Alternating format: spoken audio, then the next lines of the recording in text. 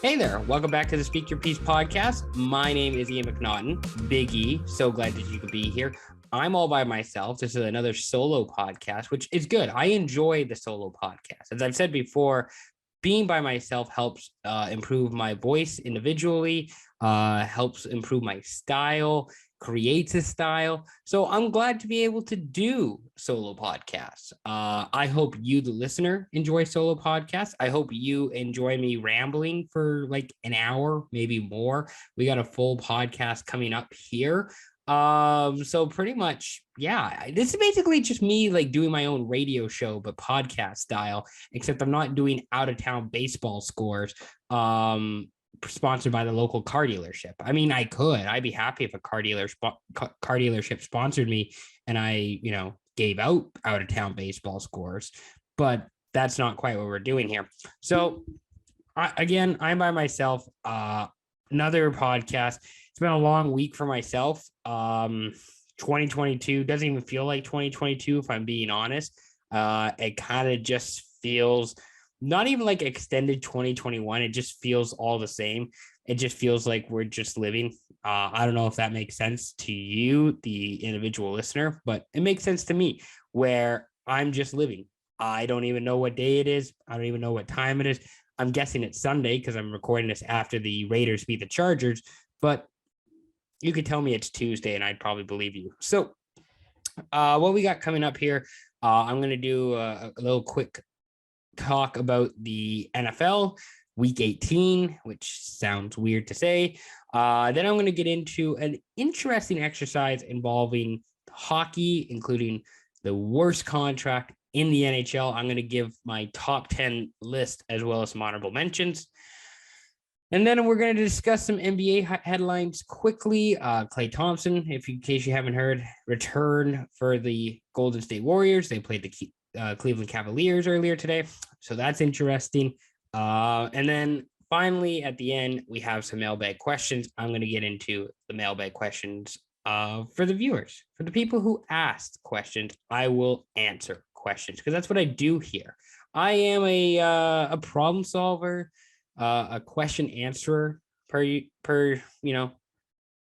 people. Some people say. Anyways, let's start with week 18 of the NFL. So again, I'm recording this just about 10, 15 minutes after the Chargers lose in overtime to the Las Vegas Raiders, 35-32. It was a great game with a bit of a disappointing finish because I was rooting for the tie. I was hoping the Steelers would miss the playoffs because that was the best outcome for everybody. I feel like, unless you're a Steelers fan, which you're probably not listening to this podcast because I don't think I've said one positive thing about the Steelers this season. But I think my takeaway from Sunday Night Football, the biggest thing that I came away with was just doing too much. You're just overdoing it. And that's how I felt with the Chargers and Brandon Staley, who is a really smart guy. He's obviously a really knowledgeable individual. He's no dummy. He didn't, fall upwards into being an NFL coach. He's obviously got the credibility and experience to be an NFL coach. The issue I have comes from overdoing it, over analytics, doing too much. The big play that comes to mind, obviously, is the 4th and 1 at their own 20 in the third quarter, and they were down 17-14. And I get why you do it. The numbers say you do it. I wouldn't have done it.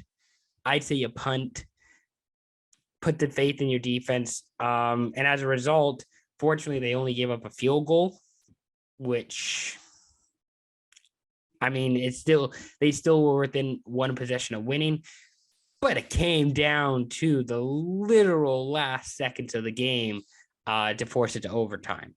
And, maybe I'm wrong. Maybe I'm the idiot here. Totally possible. I'm not an NFL head coach. I don't think I ever will be one. So I could be completely wrong. But I think there is a point where you're just overdoing it. You're just going too far.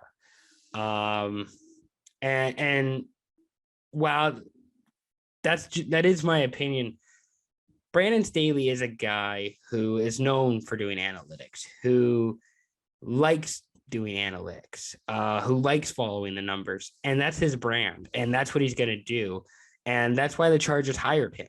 Like this is not news to GM Tom Telesco or the Spanos family who owns the team. This is who Brandon Staley is. This is his brand of football. You live with it and you die with it. And unfortunately for the Chargers, they died with it tonight. I don't know that the Raiders were ever considering a tie. I don't know that the Chargers were ever considering a tie. It just so worked out that the Raiders won on a last second field goal.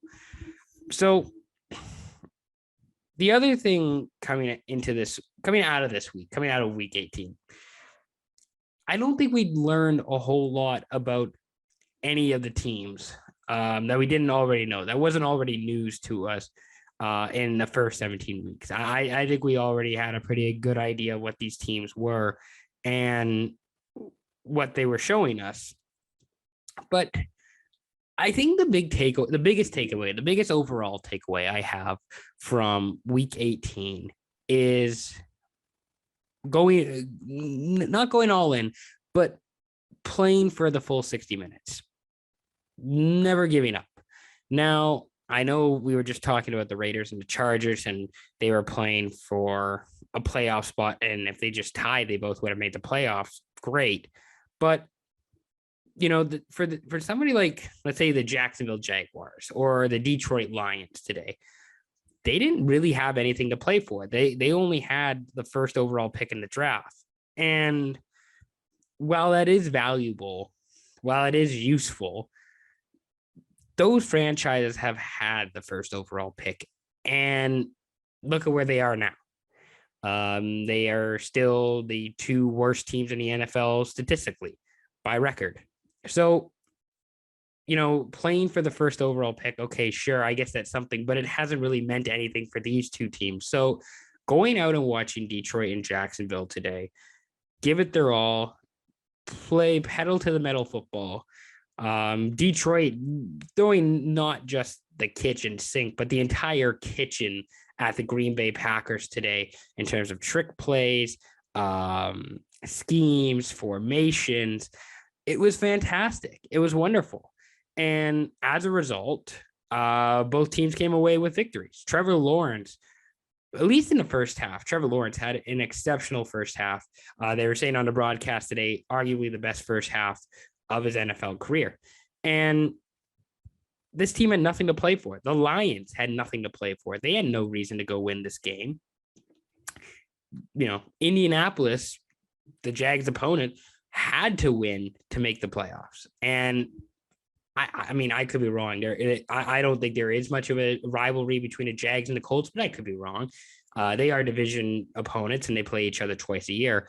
But I don't know if the mentality of the Jags locker room today was, oh, yeah, screw the Colts. Got to make sure they don't get in. No, I think the mentality was, let's go play our best brand of football and let's go out and win. I think you saw that from the Jags today.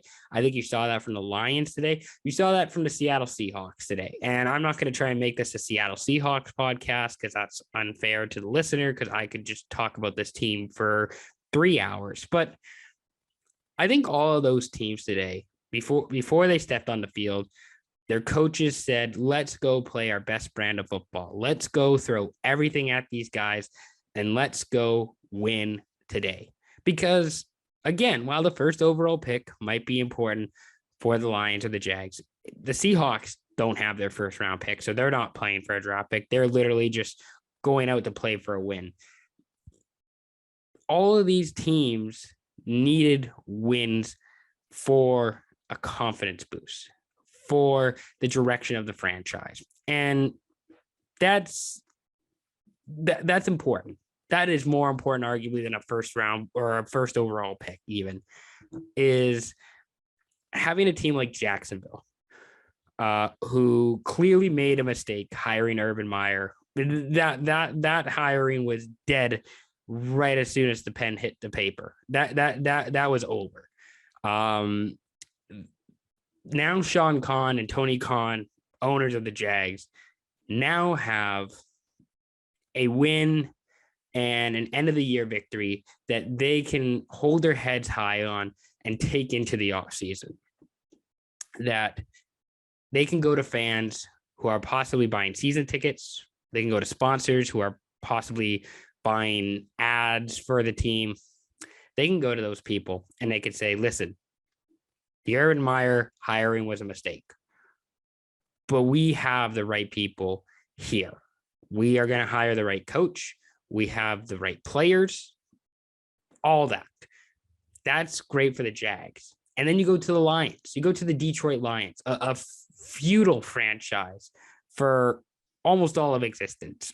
And they have been one of the best, worst teams in the league. Just, I think, I don't know if they're better than their 2-14-1 record will indicate this year, but this is a team playing for their head coach and Dan Campbell, who was ridiculed and mocked at the beginning of the season, who stood for his players, who fought for his players, who was with his players from day one. He showed all of that. All of that came together today in their win over the Packers. And I get the Packers didn't have all of their starters in for the majority of the game. I understand. I get it. You can put an asterisk on this win if you want. Sure, whatever. But the Lions fought hard and they wanted this game. They fought for their coach. They fought for their, for their teammates, for their fans. This is now a win, beating the Packers today in Detroit and in front of the Ford Field faithful. This is a win that Dan Campbell and the Lions organization can show to their fans, to their sponsors, and go, hey, the results may not have been pretty at times last year, but things are heading in the right direction. This team is going places. And like Dan Campbell said, we're in, I can't remember what it was, but we might be in the, Indian Ocean right now, trying to get to the, Caribbean. Like that might be where we are. Like he said something along those lines of we're here. The end goal is here. It's still a long ways, but it's there and we can get there. I know we can get there. And that's a guy you want to fight for. That's a guy you want to believe in. And that's a guy who, after today's win, makes you proud to be a Lions player, a Lions fan, even a sponsor, I'm sure. That is a significant win for the Lions organization. That's coming off a major disappointment last week against the Seattle Seahawks. Again, not trying to turn this into a Seattle Seahawks podcast, but that's coming off giving up 50 to the Seahawks, a team who's been bad for most of the season. They gave up 50 to them last week, had many other disappointing losses throughout the year, including some brutal last-second losses. But the comeback to beat the number one team in the NFC, that is going to put people's heads up high heading into the offseason. And it's why you play. You don't tank. Players don't tank. Ownerships and management might tank, but players never tank. But this is why you play for 60 minutes, that you never give up. You always play. You always fight so that you can have days like this. You can have wins like this, because winning feels good, especially after all you've had to go through this year, whether you're a Jags, member or a Lions member or even a Seahawks member. All that you've suffered through this year, it doesn't equal out. It's not paid off, but it still feels good to go into the offseason with a win over a division opponent at home in front of your fans. That's why you always play, you always compete, and you never take a day off. That's why you're always going for it. You're never stopping. That's for days like this. For days like this. That's why you always compete. That's why you always play. So that's my big takeaway from the week 18 of the NFL. Stick around.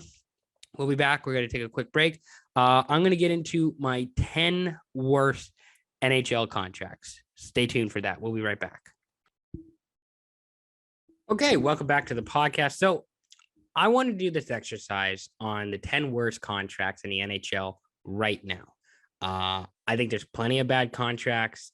I know this also feels like a bit of an off-season thing to do, but hockey has just felt so scattered to me right now that this is going to be a fun thing to do. I can, talk about the worst deals in the NHL. And this is also a fun thing in that I'm by myself, so I don't have anybody to criticize me, although I'm sure people are still going to send me texts and messages and, bad comments on the internet because that's what people do.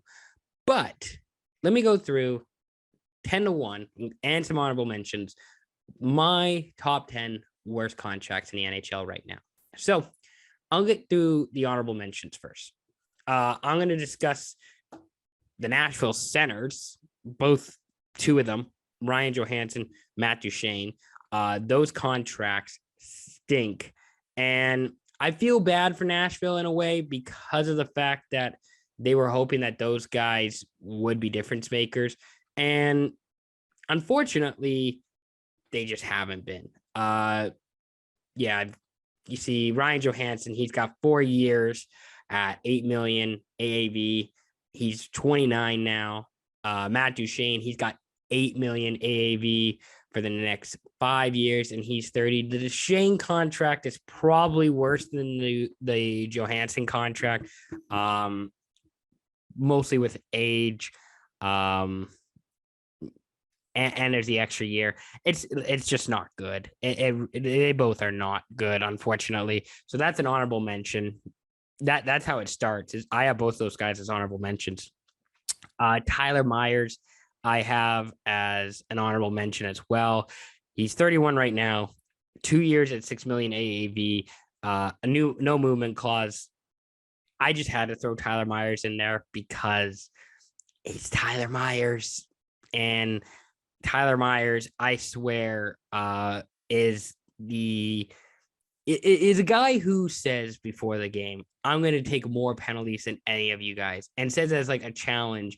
And his teammates are like, no, dude, we really don't need you taking penalties. Like, please stop taking penalties. Like, no, I'm going to do it. I'm going to take more penalties than either one of you guys. And he does. He just does.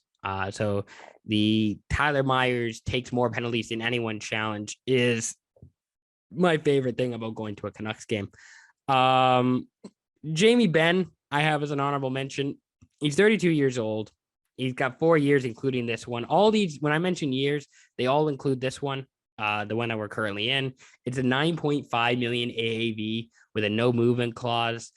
He's on a decline, like his teammate Tyler Seguin. Fewest points per 60 in his career. You're going to hear that term a lot, points per 60. 1.9, so 2 points per 60 minutes. That's the worst of his career. And he's on pace for the fewest assists in his season. So kind of maybe peaked when he went to the Stanley Cup. It's kind of too bad he didn't get the Stanley Cup, but I don't feel bad for Jamie Benn not getting a Stanley Cup. Dak Kassian is also the last honorable mention. Now, with Kassian, he doesn't have any trade restrictions, so the Oilers can find a way to trade him easier. They don't have to, find 10 teams to move him to. They can just trade him to whoever. He still looks low and out of pace on this Oilers team, and he's part of the reason why this team has bottom six issues. He's got 3 more years, $3.2 million AAV. Bad deal. I was saying this. Yeah, I know there's some bad contracts on here. Like you don't need to tell me there's bad contracts. I know there's bad contract. And I was still almost going to make an argument last postseason about how he had the worst contract in the league. And I know it doesn't have the term that others do, nor the cap hit, but still, regardless, bad contract. So let's start with number 10 then. Number 10, Darnell Nurse. Darnell Nurse will be 27 when his deal starts. It hasn't even started yet. Nurse will be 27. It's an 8-year deal, $9.25 million AAV with no movement clause and some modified no trade clause at the end of the deal. Listen, I think Darnell Nurse is a good defenseman. He might even be better than good. He is not worth $9.25 million for 8 years. Not a chance. Like, he's not Victor Hedman. He's not. He's maybe a top 10 defenseman in this league. Maybe. This is part of the reason. Listen, the Oilers don't even have cap troubles. Their biggest problems, okay, that you would think in a cap system, Connor McDavid, Leon Draisaitl, only take up 25% of their salary cap. 25% for two of the best players in this generation. How can you not only make the playoffs, but win a Stanley Cup? That's so easy. That's what frustrates me, is that you go out and you willingly trade for Duncan Keith. You willingly sign Zach Hyman, which Hyman's deal isn't even bad now. It's going to be bad in like 3 years, but by then you're going to be trading everybody because this has just gone so poorly. And then you sign Darnell Nurse for $2.5 million as an AAV. Don't like it. Number 10 worst contract in the league, Darnell Nurse. And again, I don't even dislike him as a defenseman. I think he's a good defenseman. Just don't like that contract. Number 9, Tyler Seguin. Listen, the Sharks have some bad contracts. The Stars also have bad contracts. I mentioned Jamie Benn earlier. Tyler Seguin. That's a bad contract. The decline for Tyler Seguin is already happening. He's 29 years old. He's got 6 years, including this one, left on his deal with a $9.85 million AAV and no movement clause and modified no trade clause. Fewest points per 60 in his career, 1.4, on pace for worst statistical season since his rookie year in Boston when he didn't even get played. And I know last year he was injured and he didn't have the full experience last year. Everything last year for the Stars in 2020, 2021 was just dead from the start. They were, the fact that they even did as well as they did is mind blowing. But Seguin, his expected plus minus, not even his regular plus minus, just his expected plus minus, in all situations is negative 5.2. That's worse than Tanner Jeanette, Nick Bonino, and Michael McLeod. And the Stars are paying him $9.5 million, $9.85 million, AAV for the next 6 years. That's a bad contract. There's a chance that he can rebound. I'm a bit skeptical. Tyler Seguin, that could be a top 5 worst contract starting next season.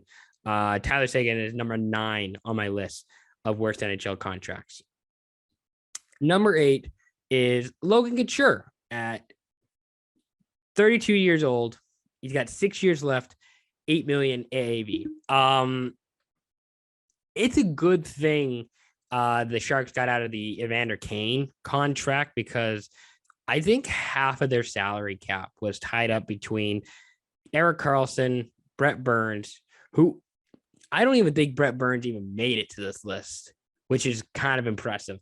Erik Karlsson, Brett Burns, Logan Couture, and Evander Kane took up 50% of the Sharks salary cap at one point, which is just horrific. Awful. Logan Couture, the decline's definitely happening with him.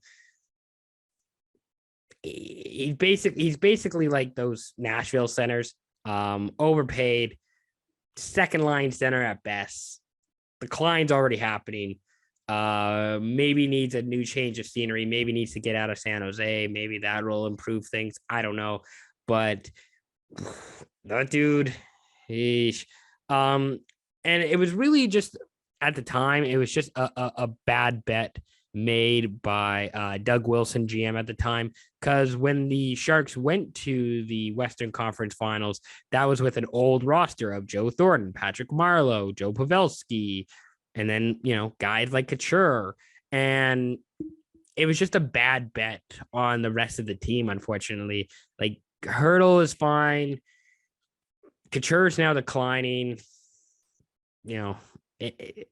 It's just, and Martin Jones, there's obviously the Martin Jones thing. When they went to the Stanley Cup Finals and then they went to the Western Conference Finals, lost to the Blues after that. That team wasn't even good that made to the Western Conference Finals. Like, that was just NHL, that was parity that got them there. they had no business being in the Western Conference Finals. That team stunk.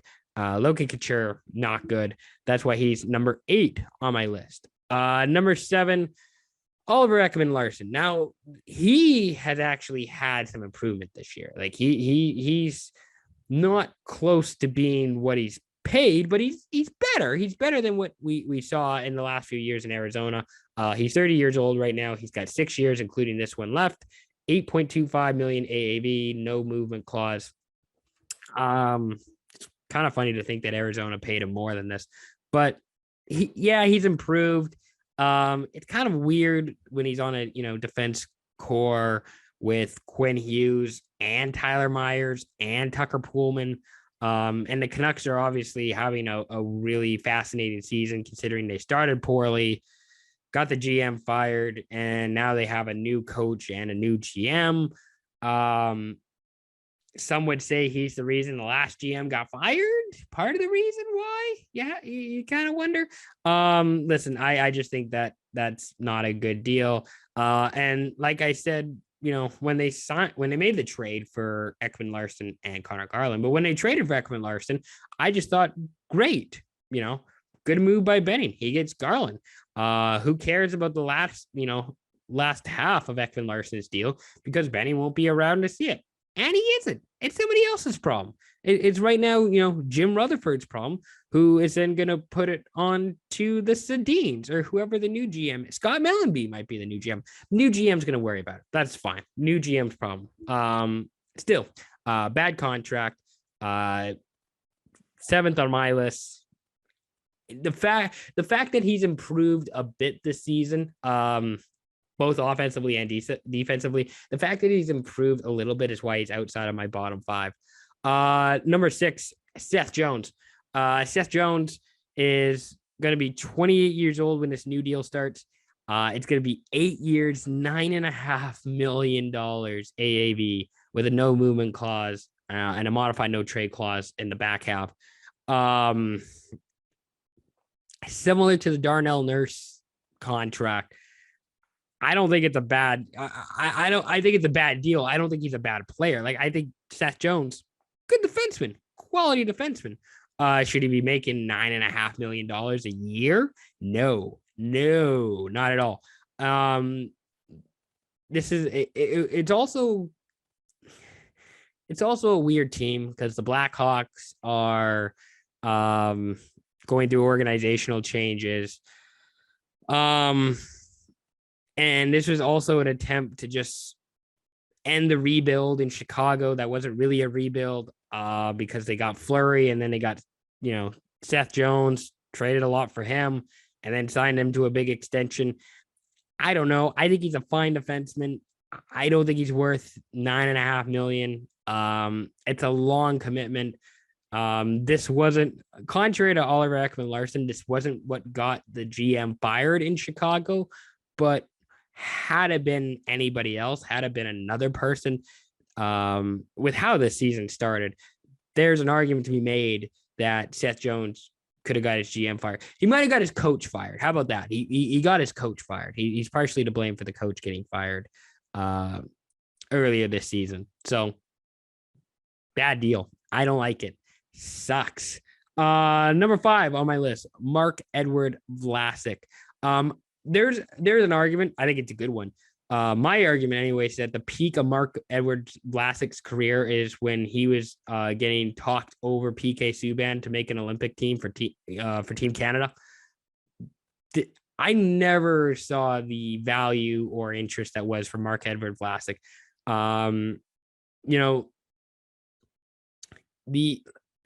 Listen, I do think there is a world in which, defensive defensemen are useful. This guy, no, I don't see it. I didn't see it before. He's got 5 years left, including this season, at 7 million AAV, and he's 34 years old. Again, this just goes into the category of just bad bets. This was just a bunch of horrible investments made by Doug Wilson when the Sharks were doing well. And as a result, it's kind of screwed up the rest of this team. So, yeah, this not good. very no bueno, is Mark Vlasic, are the Sharks, and is their cap situation. One podcast I'm going to do at some point is the worst GM jobs, because I think it's the Sharks at Buffalo for worst GM jobs. And the Vlasic contract is part of the reason why. It's just not a good deal. He's not a good defenseman, and he's old, and he doesn't offer any offense. He even with the adjusted stats for the rest of the season, not expected to get any goals. And that's I'm sure he will score a goal, but if you're adjusted to not score any goals this year, there's no reason why you should be making $7 million and not 700,000. That's all I'm saying. Number 4 on my list, Jeff Skinner. You could put this number 1. I wouldn't blame you. I think Skinner's 4th. It just was a bad contract from the start. We all knew it. He's got 6 years left, $9 million AAV. He's 29 years old with no movement clause. He has already outscored last year's performance. He's got 19 points in 32 games so far this season. He had 14 points in 53 games last season, but he is still 5th on the Sabres in scoring, and that's behind guys like Tage Thompson, who's having a resurgent year, by the way. Shout out Tage Thompson. Maybe the Ryan O'Reilly trade work. No, I'm not going to go there. Victor Olofsson and Rasmus Dahlin. Yeah, though, like, that's how far behind Skinner is. He hasn't even eclipsed 20 points yet this year, and he's getting $9 million AAV because he scored 60 points once with Carolina. That's how that works. The Sabres aren't even in cap purgatory, which is different from the Sharks. They're just bad, and it's a poorly run organization. Ownership is really tough to get through. We saw with the whole Eichel scandal. I don't need to get into it, but the Sabres and the Sharks are in 2 different types of like purgatory, and it's probably easier for the Sabres to do well than the Sharks. It's just the Sabres now have this $9 million contract in Jeff Skinner for some reason. So Skinner is number 4 on my list. Number 3, I'm going to go with Sergei Bobrovsky. Now, I know he showed improvement this year. He's got a .917 save percentage, a 4.9 GSAA, which is better than the negatives he's been in the last 2 years with Florida. But it's still not even close to like peak Columbus Bobrovsky. And this seemed like a bad deal when it was first signed. In case you're wondering, there's still 5 more years at 10 million AAV with a no movement clause. It's, again, 33 years old. This seemed like a bad deal at first.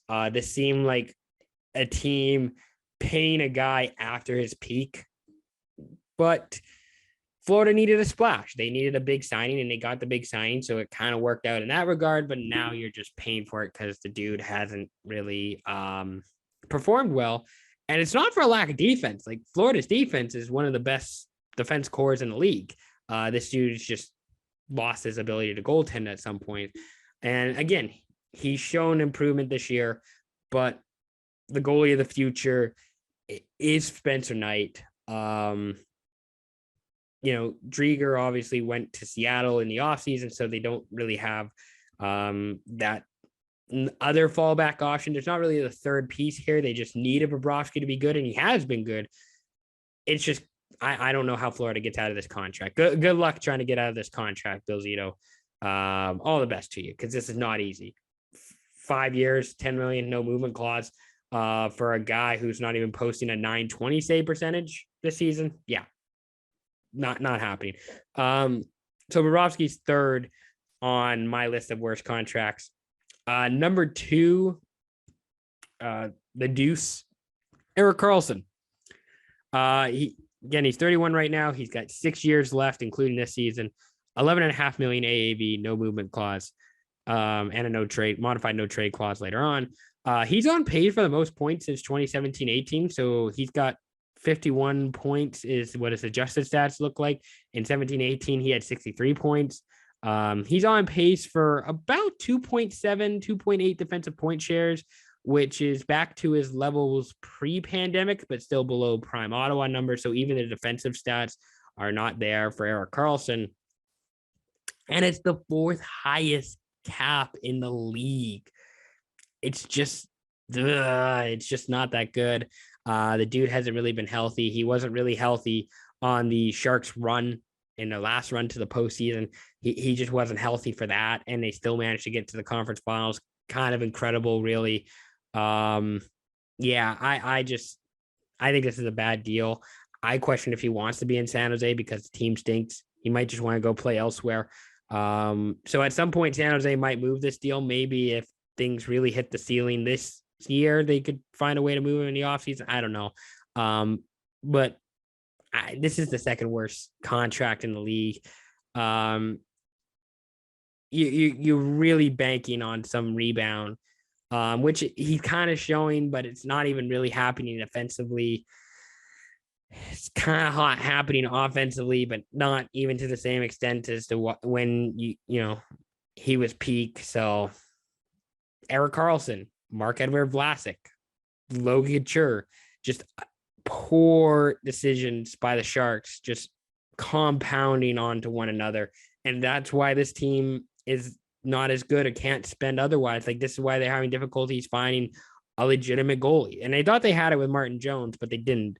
So this is why they're having troubles making moves, is because of cap hits like Erik Karlsson's or Vlasic's or Couture's.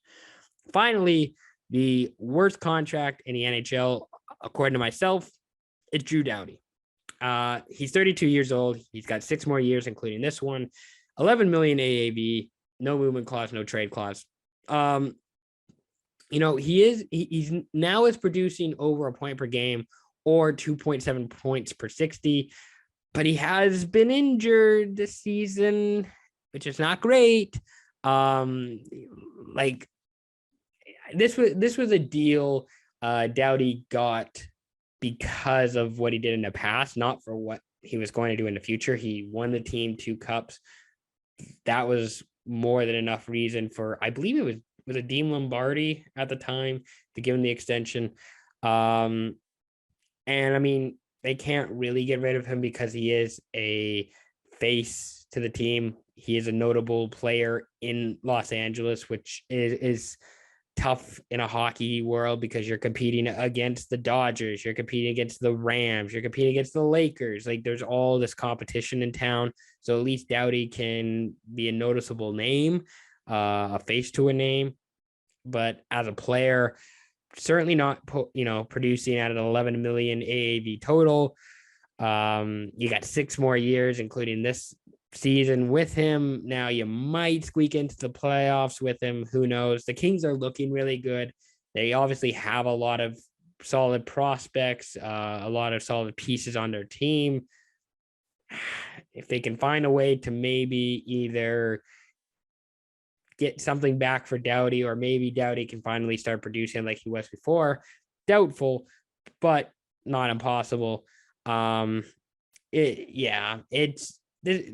This was a flawed deal from the start, mostly because of what he did in the past, not what he was going to do in the future. And if the Kings can find a way to get rid of this deal for 11 million extra dollars in cap space, great. If not, it's not really hurting them now. They're a wild card team, fringe of the wild card anyway. So, it's not really impacting them too much. So just to confirm my top 10 list again: number 10, Darnell Nurse; number 9, Tyler Seguin; number 8, Logan Couture; number 7, Oliver Ekman-Larsson; number 6, Seth Jones; number 5, Marc-Edouard Vlasic; number 4, Jeff Skinner; number 3, Sergei Bobrovsky; number 2, Erik Karlsson; number 1, Drew Doughty. So that's my list of the top 10 worst NHL contracts. Let me know what you think. Text me your thoughts. We can have a greater discussion. I'd be curious to know what you think about this. Worst contracts in the NHL. Stick around. We'll be back again. I'm going to do a little bit of NBA talk, and then we're going to get into your mailbag questions. So don't go anywhere. We'll be back shortly. All right, welcome back to the podcast. So I want to do a little bit here on Klay Thompson. He made his return today for Golden State Warriors. They beat the Cleveland Cavaliers 96-82 in San Francisco today. Golden State is now 30-9. Cleveland's 22-18. Klay Thompson had 17 points, 3 rebounds, 1 assist. He was actually a -2 in plus minus. It was kind of interesting. I was having this discussion with one of my buddies earlier this week about how I wouldn't read too much into Klay Thompson returning. And he's like, oh, why is that? And with Klay Thompson returning, I don't know if you can definitively say he's back, he's ready, he's all good to go after one game. Now this was a decent showing today, 17 points, 3 rebounds, and assists. The Warriors win at home. He did have a couple turnovers. He did have, 3 fouls. The thing with the Warriors are really good this year. Obviously, they're a top 3 team in the West right now by standings. If they can get a healthy Klay back, then obviously they're going to be set. They're going to be, even if they get 85% of what Klay was pre-injury, they're going to be set. They're going to be ready. They're going to look superb if they haven't already. But you really can't base a team or a player's performance off of one game. You really can't say for sure if this guy is back, if this guy is ready after one game. And there's all the elements to this. Like if he put up 17 points against Phoenix today instead of Cleveland, do we really hype this guy up? Do we really get excited? I don't know. If he gets only 17 points against Orlando or Detroit today, are we really pumped? Are we really excited? Like, it all depends on how you feel about those teams. Like that's what I am cautious of when I see these kind of stat lines and these performances and all the social media buzz that go into this, is that I think Klay Thompson is going to be good. I think he, will bring about 80 to 85% of what he was before his injury. I think it's unrealistic to maybe expect 100%. And if he does show 100%, if he is the player that he was before, awesome, amazing. You'll love to see it. But considering the history, the injury, the, time it took to return, I do think it is unrealistic to expect him to be 100%. So if you can expect 80 to 85%, and I mean, that's not quite what we saw today. I think you're kind of wanting a little bit more. I think you're wanting probably 20 points. You're maybe wanting 5 assists. He only shot 38.9% from the field today. You're maybe looking for 40%, maybe 50%. That's kind of more what you're looking for. But in the end, it is a win. It is a W. It's a team performance. Golden State got the win, which is the most important thing for the team. And really in the NBA, it doesn't really matter until you get to the playoffs. It really it matters somewhat, but not really. As long as you set yourself up for the playoffs, that's what's important. And Golden State, I think, is probably going to do so. That's what they did, when they were in their dynasty. They set themselves up really well. They'll probably do that again. So I'm happy to see Klay return. He is 31 years old. He is, probably on the back 9 of his NBA career, but maybe don't, get too hyped up with this guy. And I hope I'm wrong, because I like to see, players do well. I love to see athletes thrive. And I like when I'm proven wrong, because, I'm not the smartest guy. I don't have all the answers. I don't know everything. So if I can be proven wrong, and if, somebody can make me look bad, great. Do it. Put up 50 points. Why not? Hopefully, this all works out well, and maybe it leads to a championship for the Warriors once again. Who knows? But that's my kind of takeaway on Golden State and Klay Thompson.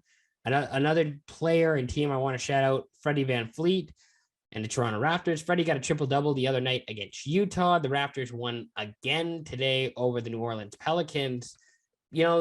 the Raptors are kind of putting it together. I don't know that they're going to be a legitimate contender in the Eastern Conference, but I mean, they're looking sharp right now. 2017, seventh seed, so they'd be in the play-in tournament if the season ended today. They're on a 6-game winning streak.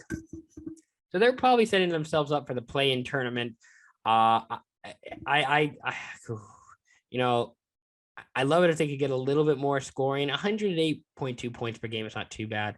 You'd like to see it a little bit more. They're probably about a 500 team, but if they can somehow squeak their way in, I don't know if they're going to be a buyer at the deadline. That would be really interesting to see. But yeah, shout out Fred, first career triple-double. Obviously, the story of Fred VanVleet is incredible. An undrafted player out of Wichita State finally gets his first NBA triple-double with the Raptors. They are on a bit of a winning streak, are on a bit of a heater. We'll see how they can do in the second half of the season. We'll be right back. We'll take one more break. I'm going to answer mailbag questions and hopefully maybe, solve soccer. I don't think that's what I'm doing. But anyways, stay tuned. We'll be right back. All right, back for one last segment. I promised soccer talk. I wanted to discuss Lorenzo Insigne, the newest signing for the Toronto Football Club, TFC, as some people call them. So, in fact, I even got one mailbag question. We got one mailbag question, this time from SYP Creator Corey, which is cool. One mailbag question is better than none. Corey, and it's not even really a question. Corey just says Insigne is the best player to join MLS, still in his prime, albeit the backside of it. And that's probably fair. I mean, from what I've seen about this guy, he seems like a talented player, a quality striker who is joining a team that needs goals. So it makes sense. But in case you haven't heard, Lorenzo Insigne, I hope I'm saying his name right, by the way, signed with Toronto FC. It's reportedly a 4-year deal worth $15 million US a season. He is 30 years old. Insigne will join TFC on July 1st, 2022, after the season with Napoli, it's finished. I think it's Napoli, whatever. I'm not a soccer person. I only watch every 4 years. It might be every 2 years now if they move to the 2-year World Cup they were talking about. And he scored 19 goals in total competition with Napoli last season. He scored 2 goals for Italy in Euro 2020 last summer. The thing with TFC, so they finished second to last in the overall table last season, just behind Cincinnati FC, 8 points above them with 28 points. Cincinnati FC had 20 points. They scored the 6th fewest goals last season, and Insigne should help them in that category. It's a great signing for that, just scoring goals. This seems to be a player who can score a bunch of goals, who can be a contributing member to TFC. See, I don't know if he might be the best player in his current state to play in the MLS, because obviously Beckham played in the MLS well after his prime. Same with Zlatan Ibrahimovic. He played well after his prime, although he has arguably the greatest, if not one of the greatest MLS goals of all time. But I mean, this also just feels like a bit of a desperate move from TFC, because this was a team that was second overall last year. So they're at the mindset of, hey, let's just sign this big striker to give us goals. Pass it to the Italian, as they say, and kicking and screaming. But at the same time, while I do feel like this is a bit of a Hail Mary desperate attempt to get some goals, Toronto FC is one of the most successful off the field teams in terms of making money and fan bases. So they don't really have to worry about that. But in terms of an on-field performance, this feels a bit desperate. But why wouldn't you sign one of the best goal scorers in the world if you could? Why not? Take a shot. At worst, it pans out and you can just transfer him back to Italy. This in a way, while it does feel desperate, this feels like there's a no-lose situation for TFC. Unless it goes so bad that they have to get rid of the guy, then get rid of the guy. And then at that point, he's over with. It's done. You don't have to worry about him. You can just get rid of him. Until then, he probably is just going to score a bunch of goals for you and make you a contender in the MLS. That sounds like a winning recipe. Again, at some point, maybe I have to get Corey or somebody to come on here and talk about best players in the MLS all time. But this seems like a really good move for TFC. It's going to be an interest. Because this is, I don't know. This seems like a really tough league to get star players to come over and play for. Mostly because the quality of soccer or football is just not that good. And I don't know if the quality of living has something to do with it. It might not, it's not as bad in the US, but in like Toronto, Montreal, and Vancouver, it's a bit tough considering the cost of living in the cities. The Canadian dollar is not as good, although I guess players get paid in the US dollar, so it's not as big of a deal. But even so, you don't have the same, I think, passionate and lively fans because you're only playing in 20,000 seat stadiums and 25,000 seat stadiums in Vancouver, Toronto, Montreal, compared to just playing, not that you're playing at Old Trafford every time, but like if you're playing for, I don't know, it's Norwich City in the Prem anymore. The Wolves, let's say the Wolves, there's enough fans, enough passion there that it, you'd probably rather play for the Wolves than you would in Montreal. That's all I'm saying. In terms of playing for Toronto, sure. This guy could be the big soccer star in Toronto, like Sebastian Giovinco was. He's in a crowded market considering there's already Austin Matthews, Vladimir Guerrero Jr., Pascal Siakam, Mitch Marner, bunch of big sports stars in Toronto. But maybe Insigne thinks he can be the next big star in Toronto. Who knows? Good deal. I like it. Great job, Toronto FC. That's the podcast. That's Ian McNaughton going solo. I hope you enjoyed it. I've enjoyed it. I don't know what the podcast schedule is going to be like for the rest of the week, considering back at school and we've got some hockey that we got to cover. But nevertheless, it's been fun. Be sure to check us out on our new Twitter account at SYP Pod. In case you missed it earlier this week, we changed our Instagram username to that. You can now find us on Twitter with that same handle. So go check that out. We're going to have a couple articles out this week. Be sure to look out for that. Be sure to subscribe to this podcast on Spotify or Apple Podcasts, wherever you get your podcast. Subscribe to the YouTube channel. Like this video on YouTube. That would be greatly appreciated. Any support would be greatly appreciated. Thank you for your support to those who have already given it to us. It's, again, wonderful. We love it. And we'll be back again soon. Until then, peace out.